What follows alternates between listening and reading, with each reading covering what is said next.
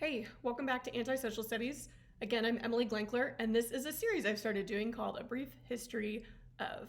And today I'm going to talk a little bit about a brief history of the militarization of the police.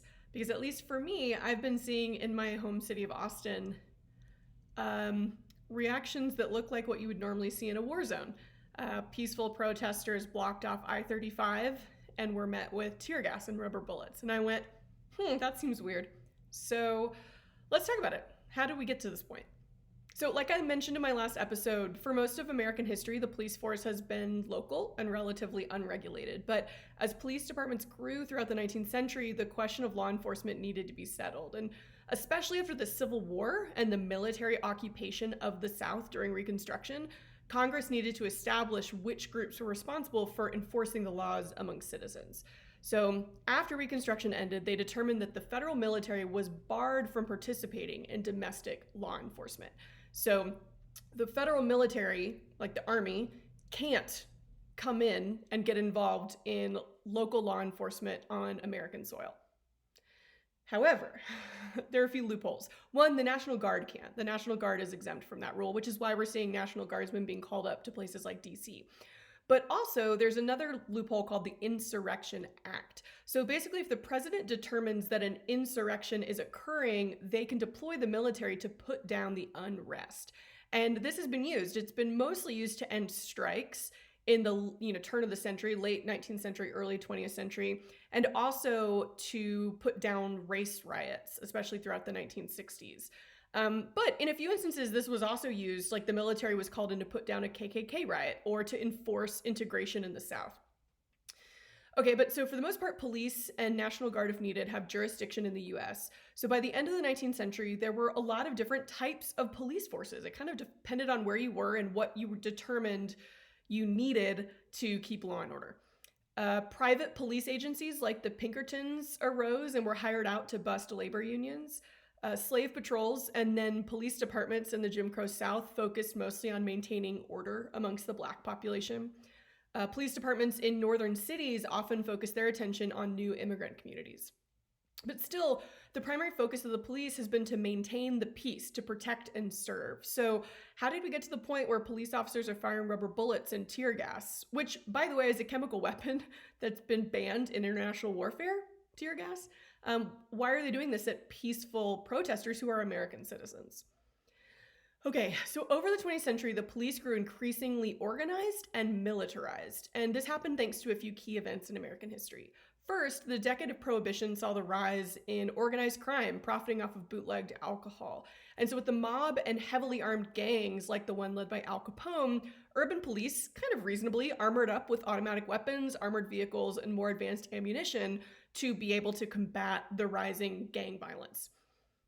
Then in the 1960s, in response to the urban riots, I'm going to talk about that in a second, including the Watts riot and the Long Hot Summer of 1967, President LBJ, a Democrat, signed into law an act that offered grant money to local governments to develop and purchase military-type resources to suppress riots. This led to the creation of SWAT teams and other heavily armored forces who focused much of their energy on counteracting the perceived Black insurgency of the late 1960s. Man, I'm doing a lot of air quotes today, but I just want to be really careful about my wording.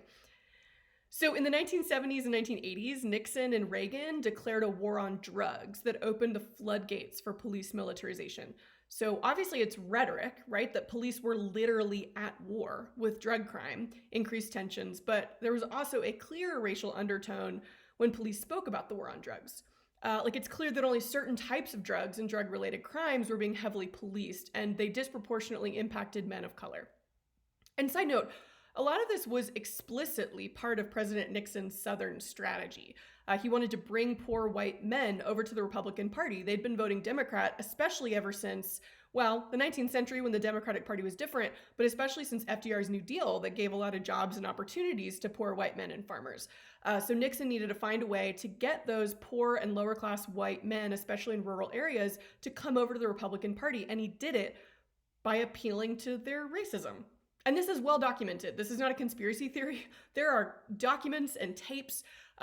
Nixon officials have been interviewed recently and said, yes, it was 100% about race, right? So they started talking about the need for law and order, and they talked about the chaos and the rioting in urban areas. And it's important to know that all of these phrases, when you hear like law and order or urban, later on Reagan will popularize the term welfare queen.